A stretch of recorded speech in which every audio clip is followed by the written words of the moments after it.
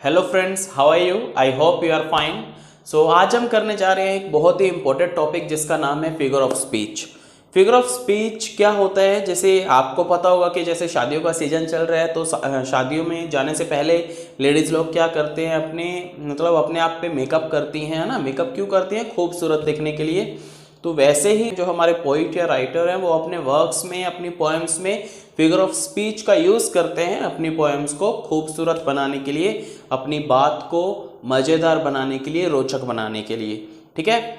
तो अगर मैं आपको कहूँ कि आप बहुत खूबसूरत लग रहे हो, इस बात को मैं ऐसे ना कहकर ऐसे कहूँ कि चांदी जैसा रंग है तेरा, सोने जैसे बाल। अब सच में तुम्हारा रंग कोई चांदी जैसा तो है नहीं है और तुम्हारे बाल भी सोने जैसे नहीं है, है ना। बट मैं ऐसा क्यों बोला? मेरी बात को मज़ेदार बनाने के लिए। और असल में मैं कहना क्या चाहता हूँ? कहना यही चाहता हूँ कि आज आप बहुत खूबसूरत लग रहे हो ना। इसका एक और एग्जाम्पल अगर हम देखें, गुजरात में आपको पता है सरदार वल्लभ भाई पटेल की मूर्ति लगाई गई है। वल्लभ भाई पटेल को हम सभी को पता है कि हम उनको आयरन मैन के नाम से जानते हैं। आयरन मैन मतलब लौह पुरुष। ठीक है। तो उनको आयरन मैन क्यों कहा जाता है? ऐसा नहीं है कि वो लोहे के बने हुए थे। क्यों कहा जाता है? जस्ट उनकी पर्सनैलिटी की वजह से, उनके नेचर और बिहेवियर की वजह से उनको आयरन मैन कहा जाता है। ऐसे ही अगर एक और एग्जाम्पल हम देखें तो आपने बहुत बार सुना होगा, चंदू के चाचा ने चंदू की चाची को चांदनी रात में चांदी के चम्मच से चटनी चटाई, है ना। खड़क सिंह के खड़कने से खड़कती है खिड़कियां, खिड़कियों के खड़कने से खड़कता है खड़क सिंह। तो ये मैं आपको क्यों बता रहा हूँ? These are the examples of figure of speech. ये हम इन सभी बातों में, जितने भी एग्जाम्पल्स मैंने आपको दिए हैं उनमें हमने क्या यूज़ किया है? फिगर ऑफ स्पीच का यूज़ किया है। फिगर ऑफ स्पीच क्या होते हैं? जब हम कुछ अपनी बात को मज़ेदार बनाने के लिए वर्ड्स के साथ खेलते हैं, शब्दों के साथ खेलते हैं, ताकि हमारी कही हुई बात थोड़ा रोचक लगे, सामने वाले सुनने वाले को थोड़ा मज़ा आए, उसको सुनने में अच्छा लगे। तो इसलिए हम फिगर ऑफ स्पीच का यूज़ करते हैं। आइए डिटेल में देखते हैं फिगर ऑफ स्पीच होता क्या है। ठीक है। तो चलिए स्टार्ट करते हैं। हमारा पहला जो फिगर ऑफ स्पीच है जिसकी हम बात करने जा रहे हैं वो है सिमिली।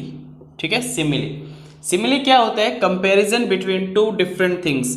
जब हम किन्हीं दो चीज़ों के बीच में कंपैरिजन करते हैं, है ना, बाय यूजिंग एज और लाइक। इसकी जो पहचान होती है, आइडेंटिफिकेशन होती है, वो क्या होती है? एज और लाइक। याद रखना है। ठीक है। जब भी हम किन्हीं दो चीज़ों के बीच में कंपैरिजन करते हैं बाय यूजिंग एज और लाइक, तो उसको हम क्या बोलते हैं? सिमिली बोलते हैं। फॉर एग्जाम्पल चलिए मैं आपको एक गाना सुनाता हूँ इसी पे। ठीक है। ये चांद सा रोशन चेहरा, जुल्फों का रंग सुनहरा, ये झील सी नीली आंखें, कोई राज है इनमें गहरा। सुना है ना सभी ने? सो ये चांद सा रोशन चेहरा, चांद सा रोशन चेहरा। अब क्या मतलब सच में ही उसका चेहरा चांद जैसा रोशन था क्या? ये झील सी नीली आंखें, क्या सच में ही उसकी आंखें झील जैसी नीली थी? नहीं ना। तो ऐसा क्यों यूज किया गया है? उनको अच्छा बनाने के लिए, मतलब वर्ड्स के साथ खेलने के लिए, वर्ड्स के साथ खेला गया है यहाँ। अपनी जो लाइंस हैं, अपने सेंटेंसेस हैं, उनको रोचक बनाने के लिए। ठीक है। क्लियर? एक और गाना सुनाता हूँ चलिए आपको इसी बात पे। कोयल सी तेरी बोली, कुकू कुकू कुकू कुकू कुकू। तो क्या सच में ही उसकी बोली कोयल जैसी है? नहीं ना। तो क्या होता है, कई बार हम अपनी बात को खूबसूरत बनाने के लिए ऐसे वर्ड्स का यूज़ कर लेते हैं। तो यहाँ कोयल सी तेरी बोली, तो मतलब तुम्हारी जो बोली है वो कोयल जैसी है। ठीक है। कोयल की बोली के साथ कंपेयर किया गया है। समझ रहे हो ना बात को? सो एज और लाइक का यूज होता है इसमें कंपेयर करने के लिए। एग्जाम्पल देख लेते हैं कुछ। Mister Milkha Singh ran fast as a tiger. जो मिस्टर मिल्खा सिंह थे वो टाइगर जैसे फास्ट दौड़ते थे। ठीक है। तो इनका कंपैरिजन, मिल्खा सिंह का कंपैरिजन किसके साथ किया गया है? यहाँ टाइगर के साथ किया गया है by using as. Okay. Second sentence देखते हैं। Students felt as light as a feather. ठीक है। जो बच्चे हैं after exam, students felt as light as a feather, मतलब बच्चे एग्जाम के बाद उनका जो बर्डन था, बर्डन सारा हट गया, वो बर्डन फ्री हो गए हैं। They felt as like as a feather. तो यहाँ फेदर के साथ कंपेयर किया गया है। The glow of his face, the glow of his face was as bright as a sunshine. जो उसके फेस का जो ग्लो था ना, it was as bright as a sunshine.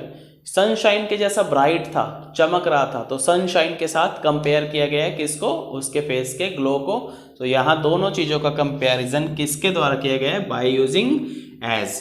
ठीक है, सो एज और लाइक का यूज करके जब हम दो चीज़ों में कंपेयर करते हैं, कंपेरिजन करते हैं दो चीज़ों में, तो उसको हम क्या बोलते हैं, सिमिली बोलते हैं। आई होप आपको समझ आ गया होगा। क्लियर, आगे देखते हैं नंबर 2। तो इसका दूसरा जो टाइप है वो है मेटाफोर। ठीक है, सेकंड फिगर ऑफ स्पीच की हम बात करने जा रहे हैं, जिसको बोलते हैं मेटाफोर। मेटाफोर का भी यूज कब किया जाता है, टू मेक कंपैरिजन। इसका यूज भी कंपैरिजन के लिए ही किया जाता है, बट यहाँ फर्क क्या होता है, डिफरेंस यहाँ ये होता है कि इसका यूज करते हैं हम विदाउट एज और लाइक। कंपैरिजन तो इसमें भी करते हैं बट विदाउट एज और लाइक, और सिमिली में क्या करते थे, कंपैरिजन करते थे बाय यूजिंग एज और लाइक। ठीक है, इसमें हम क्या करते हैं कि मतलब कंपैरिजन कैसे करते हैं, देखो जो डिफरेंस होता है सिमिली और मेटाफोर में, वो उसको हम कैसे डिफाइन कर सकते हैं। अगर मैं कहूँ कि वह दूसरी चीज़ जैसे है, तो दूसरी किसी चीज़ जैसे है मतलब सिमिली, तो वह दूसरी चीज़ ही है मतलब मेटाफोर। ठीक है, अगर मैं कहूँ कि राम शेर जैसा है, राम शेर जैसा है, तो यहाँ हो गया वो सिमिली, कि शेर जैसा है, एज और लाइक का यूज हो गया यहाँ, है ना। अगर मैं कहूँ कि राम शेर ही है, राम शेर है, तो ये क्या हो गया, मेटाफोर हो गया। आइए आपको यहाँ एक और बॉलीवुड का मैं गाना सुनाता हूँ। ठीक है, आपको शायद इससे समझ आ जाएगा, आपने सुना भी होगा। सूरज है तू मेरा चंदा है तू, ओ मेरी आंखों का तारा है तू। सुना है ना, तो सूरज है तू, ऐसा नहीं बोल रही वो कि सूरज जैसे है तू, वो उसको ही सूरज बोल दे रही है। सूरज है तू मेरा चंदा है तू। ठीक है, चंदा बोल रही है उसको, सूरज बोल रही है, मतलब डायरेक्ट कंपेयर कर दे रही है विदाउट यूजिंग एज और लाइक। तो आई होप आपको पता लग गया होगा। आइए कुछ और एग्जांपल्स देखते हैं इसके। My teacher is an angel. ठीक है, जो मेरा टीचर है वो क्या है, एंजल है, फरिश्ता है एक। तो यहाँ teacher is like an angel नहीं बोला उसने, सीधा टीचर को एंजल बोल दिया, फरिश्ता बोल दिया। तो यहाँ क्या हो गया, मेटाफोर हो गया। अगर लाइक और एज का यूज हो जाता तो क्या बन जाता, वो सिमिली बन जाता। You have a heart of gold, कि तुम्हारा जो दिल है वो किसका है, सोने का है। ठीक है, सीधा बोल दिया कि you have a heart of gold. भाई अगर हार्ट ऑफ गोल्ड होगा तो हम जी थोड़ा ना पाएंगे, है ना। तो हार्ट ऑफ गोल्ड के साथ उसका मतलब जो कहना तो ये चाहता था कि तुम बहुत अच्छे हो, तुम्हारा दिल बहुत अच्छा है, तो बट उसने कह दिया कि you have a heart of gold. ऐसा क्यों कहा गया, अपनी बात को रोचक बनाने के लिए, मज़ेदार बनाने के लिए, ठीक है, उसमें थोड़ा वजन लाने के लिए, ताकि सुनने वाले को हमारी बात अच्छी लगे। Camel is the ship of a desert, जो कैमल को ही शिप बोल दिया उसने, कि कैमल क्या है, मरुस्थल का, रेगिस्तान का जहाज है। ठीक है, जहाज जैसा नहीं है बट जहाज ही है। ठीक है, सो यहाँ भी क्या हो गया, मेटाफोर हो गया।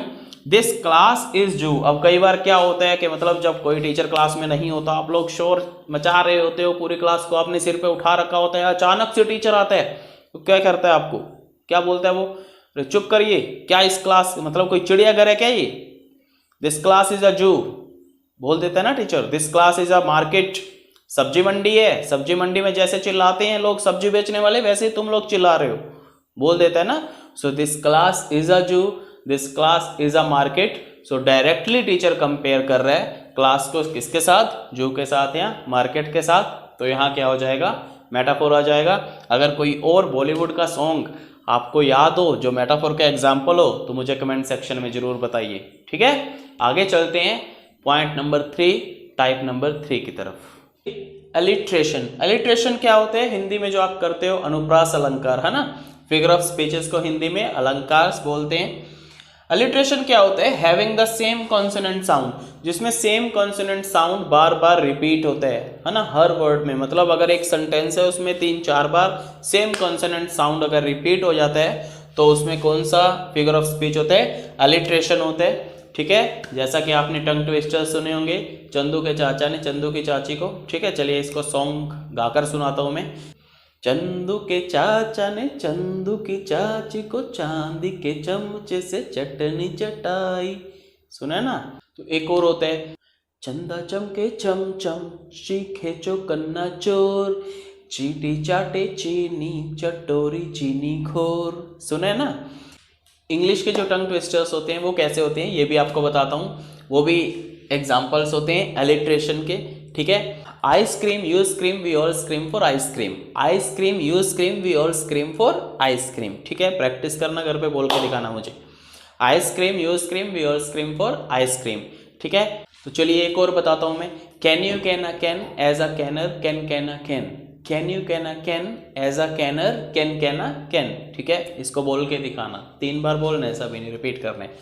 तो जैसे कि आप देखते हो कि इसमें बार बार जो हमारा कॉन्सोनेंट साउंड है वो रिपीट हो रहा है, ठीक है। आइए कुछ एग्जांपल्स देखते हैं यहाँ कि my dear, dear is dear. अब आप लोग बोलोगे कि सर इसका तो कोई मतलब ही नहीं है, बट इसका मतलब है, ध्यान से देखिए। My dear, dear is dear, D D D repeat हो रहा है ना, my dear, dear is dear. So ये कॉन्सोनेंट साउंड है, D consonant, D consonant, D consonant. So बार बार रिपीट हो रहा है, तो कौन सा फिगर ऑफ स्पीच है इसमें? एलिट्रेशन।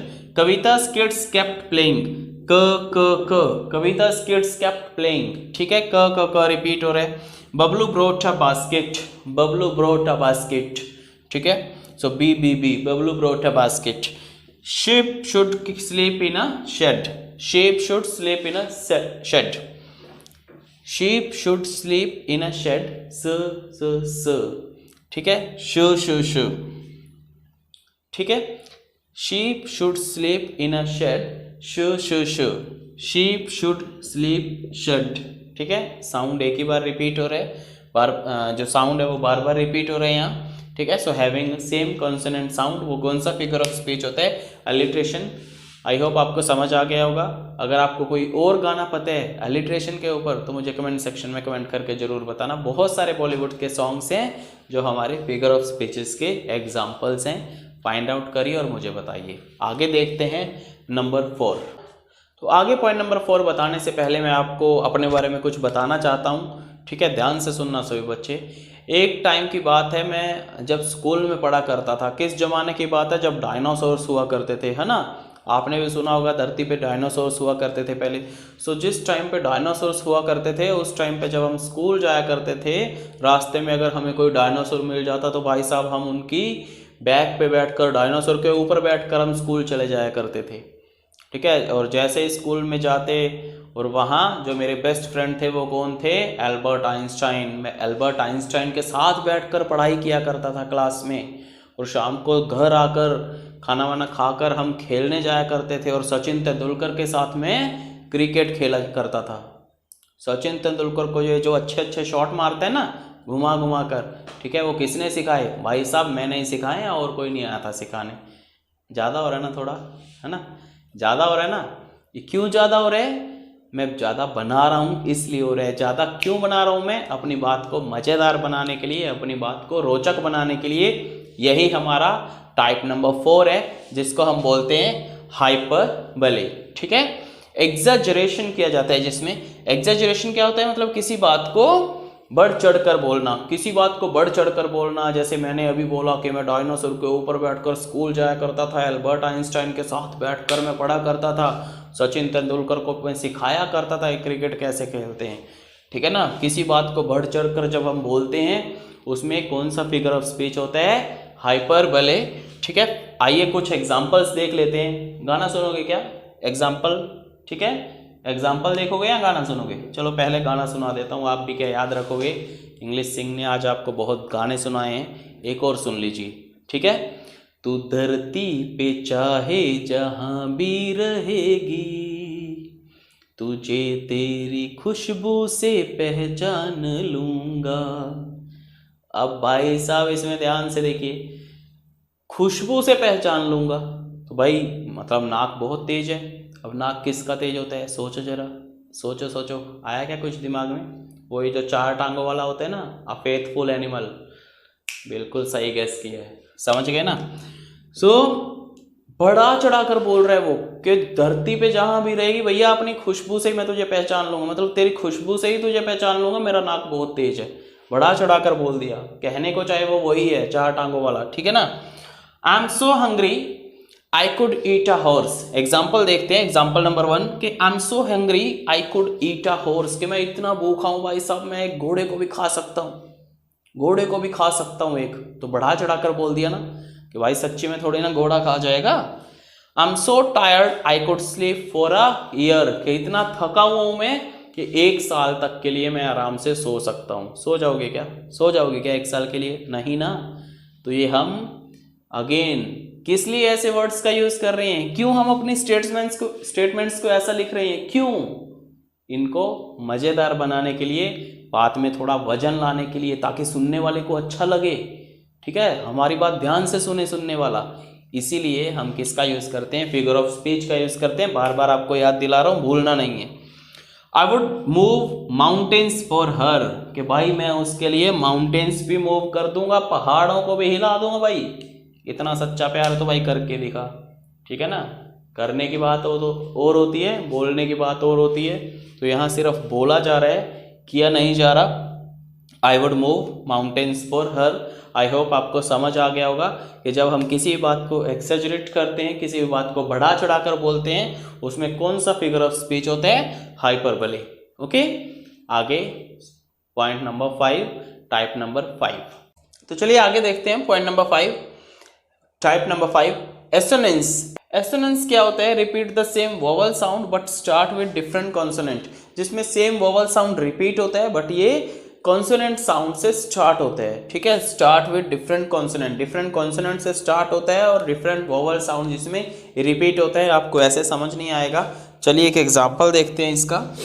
ठीक है, एग्जांपल क्या कहता है कि clap your hands and stamp your feet. अभी ध्यान से देखिए, एलिट्रेशन में क्या होता था कि शुरू में कॉन्सोनेंट साउंड आ गया इकट्ठा का इकट्ठा। ठीक है, 2 बार आ गया, 4 बार आ गया, हमें पता चल गया कि वो क्या है? एलिट्रेशन है। अब इसमें क्या होता है? वोवल साउंड रिपीट होता है, कॉन्सोनेंट साउंड रिपीट नहीं होता है। इसमें ध्यान से देखिए, clap your hands, clap, A sound repeat हो रहा है बार बार। Clap hands and stamp, clap, A. ठीक है, अब बिगिनिंग में तो यहाँ कॉन्सोनेंट है, सी है, यहाँ एच है, यहाँ ए है, चलो वोवल हो गया, यहाँ एस है। ठीक है, कॉन्सोनेंट है, बट जो साउंड आ रहा है बोलने पे वो क्या आ रहा है? वोवल साउंड आ रहा है। क्लैप योर हैंड्स, ए का साउंड आ रहा है। Clap your hands and stamp, hand and stamp. ठीक है, सो ए साउंड रिपीट हो रहा है बार बार। तो कौन सा फिगर ऑफ स्पीच हो जाएगा यहाँ? एसोनेंस। दूसरा देखते हैं, Jerry went here and there nowhere. Jerry went here, ठीक है, Jerry, Jerry here, there, where, A. ठीक है ना, रिपीट हो रहा है sound. Here, there, where, A sound repeat हो रहा है यहाँ जब इनको प्रोनाउंस करते हैं तो, बोलते हैं तो। ठीक है, बट ये क्या है? कॉन्सोनेंट्स है, एच है, टी है, डब्ल्यू है।